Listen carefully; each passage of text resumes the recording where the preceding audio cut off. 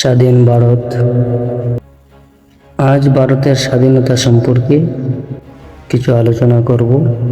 প্রতি বছরের 15ই আগস্ট ভারতবর্ষে স্বাধীনতা দিবস হিসেবে সারা ভারতে সেজে ওঠে খুশির উদযাপন। আর প্রতি বছরের ন্যায় এই বৎসরও ভারত মানাবে স্বাধীনতা দিবস। এই স্বাধীনতা আমরা খুব সহজভাবে পাইনি। শত সহস্র ভারতীয়দের নির্লস প্রচেষ্টা ও রকমারি আন্দোলন এর পেছনে রয়েছে। রক্তরাঙ্গা ইতিহাস, ফাঁসির মঞ্চ তথা দ্বীপান্তরে অকল্পনীয় লোকমহর্ষ কাহিনী। সুতরাং এই অবসরে সেই সব বীরগণকে স্মরণ করা, তাদের প্রতি শ্রদ্ধা জ্ঞাপন করা প্রত্যেক ভারতীয়র দায়িত্ব। তাই আমরা উক্ত দিনটিকে অত্যন্ত গুরুত্ব দেই এবং নানা রকমের অনুষ্ঠান করি। বিভিন্ন মঞ্চে সেই সব বীর পুরুষদের বীরত্বের অমর কাহিনী তুলে ধরা হয়। ফলত আমরা শৈশব থেকে শুনে আসছি মাননীয় মোহনদাস করমচাঁদ গান্ধী, সুভাষচন্দ্র বসু, ক্ষুদিরাম বসু, মাতঙ্গী হাজরা, ঝাঁসির রানী লক্ষ্মীবাই, ভগৎ সিং, তাটিয়া টুপির মতো অমুসলিম প্রমুখ যোদ্ধাদের নামগুলো। এখান থেকে একটা প্রশ্ন জাগে, তাহলে কি স্বাধীনতা সংগ্রামে মুসলিমদের কোনো অবদান ছিল না? তারা এ বিষয়ে কিছুই করেনি, বরং তারা কেবল লোকদর্শক হয়ে থেকেছে। তারা এদেশের কেবল খেয়েছে, দেশকে ভালোবাসেনি, দেশকে কিছু দেয়নি। তাহলে কি তারা স্বার্থপর ও অকৃতজ্ঞ?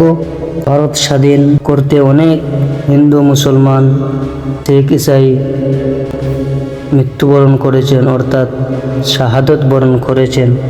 আর কবে ভারত স্বাধীন হয়েছে, ব্রিটিশরা কীভাবে ভারতে আসলো তা আমরা সকলেই জানি। কিন্তু উলামায়ে একরামদের যে ভূমিকা ছিল সেটা আমরা অনেকেই জানি না। আর এটাকে আমরা জানতেও চাই না, এমনকি এটাকে প্রকাশ করাও হয় না। ওই সমস্ত উলামায়ে একরামদের মধ্য থেকে হজরত হুসাইন আহমদ মদনী রহমতুল্লাহ আলাইহি, যিনি 6 অক্টোবর 1889 খ্রিস্টাব্দে জন্মগ্রহণ করেন, ডিসেম্বর 1957 খ্রিস্টাব্দে মৃত্যুবরণ করেন। 1803 সালে সূচিত আলেমদের স্বাধীনতা সংগ্রামের নীতি রেশমি রুমাল আন্দোলন পর্যন্ত ছিল সশস্ত্র বিপ্লব। তবে মাহমুদ হাসান দেওবন্দি রহমতুল্লাহ আলাইহি মাল্টা থেকে মুক্তির পর এই নীতির পরিবর্তন ঘটে। তিনি প্রস্তাব দেন যে সরকারকে যদি জনগণের পক্ষ থেকে কোনো সহযোগিতা প্রদান করা না হয়, তবে সরকার স্বেচ্ছায় পদচ্যুত হতে বাধ্য হবে। কেননা জনসাধারণের সর্বাত্মক সহযোগিতা ব্যতি রেখে কোনো সরকারই ব্যবস্থায় প্রতিষ্ঠিত থাকতে পারে না। আর এই নীতি গ্রহণের ফলে সংখ্যাগরিষ্ঠ হিন্দু, মুসলিম, আলেম ও দেশীয় রাজনীতিবিদদের মাঝে অনেকাংশে ঐক্য স্থাপন হয়। দেওবন্দি, মাদানী এবং তাদের অনুসারীগণ মুক্তি লাভের পর তৎকালীন ভারতীয় রাজনৈতিক দল কংগ্রেস ও খেলাফত কমিটিতে যোগদান করেন। দেওবন্দি জমিয়ত উলামায়ে হিন্দের বার্ষিক অধিবেশনে বলেছিলেন, মুক্তির জন্য হিন্দু, মুসলিম ও শিখদের ঐক্যবদ্ধভাবে লড়াই করতে হবে। মুক্তির 5 মাস পর মাহমুদ হাসান দেওবন্দি মৃত্যুবরণ করলে মাদানী তার স্থলাভিষিক্ত হন এবং আন্দোলনে অব্যাহত রাখেন। মাদানী সশস্ত্র বিপ্লবের শেষ দিকে মদিনা থেকে স্বাধীনতার কার্যক্রমে সংযুক্ত হন। তারপর ভারতে এসে পরিস্থিতি মোতাবেক অসহযোগ নীতির আন্দোলন শুরু করেন। দেওবন্দির মৃত্যুর পর প্রধানত তিনি সিপাহসালারের ভূমিকায় অবতীর্ণ হন। তার সক্রিয় উদ্যোগে খেলাফত আন্দোলন 1921 সালে দেশ জুড়ে গণজোয়ার সৃষ্টি করেছিল। মুসলিম, অমুসলিম এ আন্দোলনে অংশগ্রহণ করায় এটি একটি বৃহৎ ঐক্য গড়ে ওঠে, যা ব্রিটিশ সরকারের জন্য স্বস্তির ছিল না। ফলশ্রুতিতে মাদানী ও মোহাম্মদ আলী জৌহর সহ প্রমুখ নেতাকে 2 বছরের জন্য করাচির জেলে আটক করে রাখা হয়। ভারতীয় উপমহাদেশের স্বাধীনতা পুনরুদ্ধারের লক্ষ্যে জমিয়ত উলামায়ে হিন্দের জন্ম হয়েছিল। 1923 সালে কোকনাথ অধিবেশনে জমিয়ত এ দাবির সুস্পষ্ট ঘোষণা প্রদান করে। মাদানীর সভাপতিত্বে এ অধিবেশন অনুষ্ঠিত হয়। তিনি করাচির জেলে 2 বছরের কারাভোগ থেকে মুক্তি পেয়ে সম্মেলনে যোগ দেন।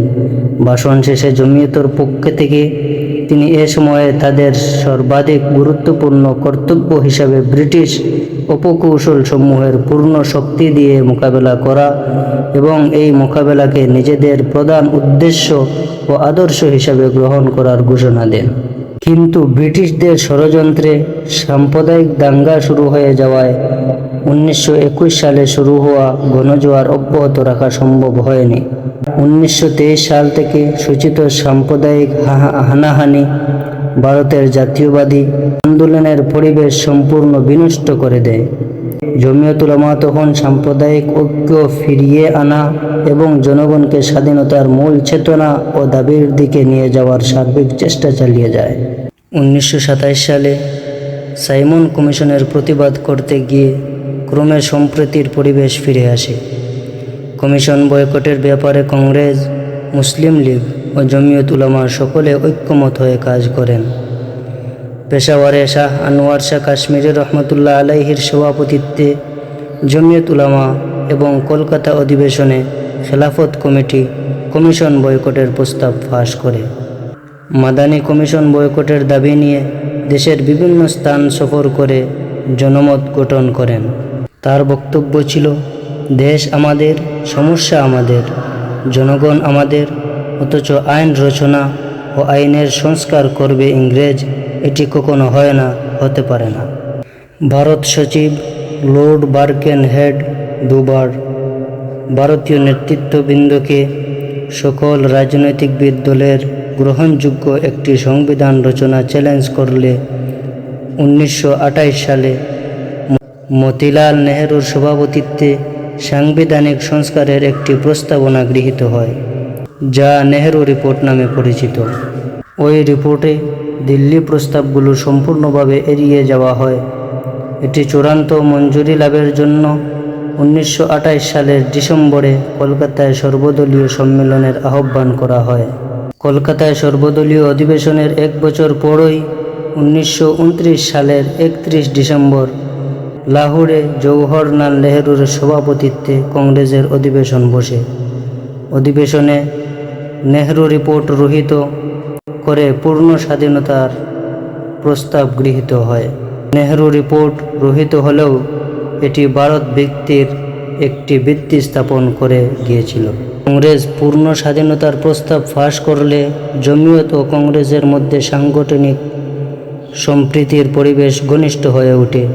এভাবে রাজনৈতিক প্রধান দাবির ক্ষেত্রে উভয়ের ঐক্য সৃষ্টি হওয়ায় সংগঠনদ্বয়ের যুক্ত কর্মসূচি শুরু হয়।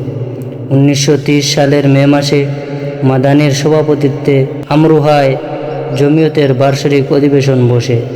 এই অধিবেশনে হিফজুর রহমান সিওহারবির প্রস্তাবক্রমে জমিয়ত সাংগঠনিকভাবে কংগ্রেসের প্রতি সমর্থন ব্যর্থ করে এবং প্রস্তাব ফাঁস করে যে জমিয়তের নেতৃত্ব মুসলমানগণ স্বাধীনতার যুদ্ধে জাতীয় কংগ্রেসের সাথে যুক্ত হয়ে একজোটে কাজ করবে। কর্মসূচির ঐক্য স্থাপিত হওয়ায় ওই বছরই জমিয়ত ও কংগ্রেসের যৌথ আহ্বানে ইংরেজের বিরুদ্ধে আইন অমান্য আন্দোলন শুরু হয়। দ্বিতীয় গোল টেবিল বৈঠক ব্যর্থ হওয়ার পর 1932 সালে কংগ্রেস ও জমিয়তের যৌথ নেতৃত্বে পুনরায় আইন অমান্য আন্দোলন শুরু হয়। ইংরেজ সরকার প্রচণ্ড দমন নীতি অবলম্বন করলে উভয় সংগঠনকে বেআইনি ঘোষণা করে কাগজপত্র ও তহবিল বাজেয়াপ্ত করা হয়। জমিয়ত উলামা তখন নিজের কার্যক্রম অব্যাহত রাখার প্রয়োজনে কার্যনির্বাহী পরিষদ বাতিল করে তদস্থলে একটি অ্যাকশন কমিটি গঠনপূর্বক ধারাবাহিক অধিনায়ক নিযুক্ত করে। তন্মধ্যে তৃতীয় অধিনায়কে মনোনীত হন মাদানী। প্রথম ও দ্বিতীয় অধিনায়ক ছিলেন যথাক্রমে কেফায়াতুল্লাহ দেহলভি ও আহমদ সাঈদ। এ সকল অধিনায়কদের নাম গোপন রাখা হয়েছিল যেন ইংরেজরা সকলকে একসাথে গ্রেফতারের সুযোগ না পায়। অধিনায়ক মণ্ডলী আন্দোলনের ঝান্ডা হাতে নিয়ে একজন গ্রেফতার হলে পরবর্তীজন আপনা থেকেই নেতৃত্বের ঝান্ডা হাতে তুলে নিতেন। প্রথম দুইজন গ্রেফতার হওয়ার পর তৃতীয় অধিনায়ক মাদানী নেতৃত্ব গ্রহণ করেন। তিনি শুক্রবার জুমার নামাজের পর দিল্লি জামে মসজিদে বক্তব্য দানের উদ্দেশ্যে দেওবন্দ থেকে রওনা হন। প্রতিমধ্যেই তাকে গ্রেফতার করা হয়। তিনি ব্যাপারটি পূর্বেই উপলব্ধি করে নিজের বক্তব্য একখানা কাগজে লিপিবদ্ধ করে রাখেন। মুজফ্ফরনগর স্টেশন থেকে তাকে গ্রেফতার করে তুলে নেওয়ার মুহূর্তে তিনি ওই কাগজটি দিল্লি জামে মসজিদে তার পক্ষ থেকে পড়া শোনানোর জন্য আব্দুল মুহাসিন মুহাম্মদ সাজ্জাদের নিকট পাঠিয়ে দেন। করাচির জেল থেকে মুক্তির পর এটি ছিল তার তৃতীয়বারের মতো কারাবরণ। এই পর্যন্ত ছিল স্বাধীনতার সংক্ষিপ্ত কিছু আলোচনা।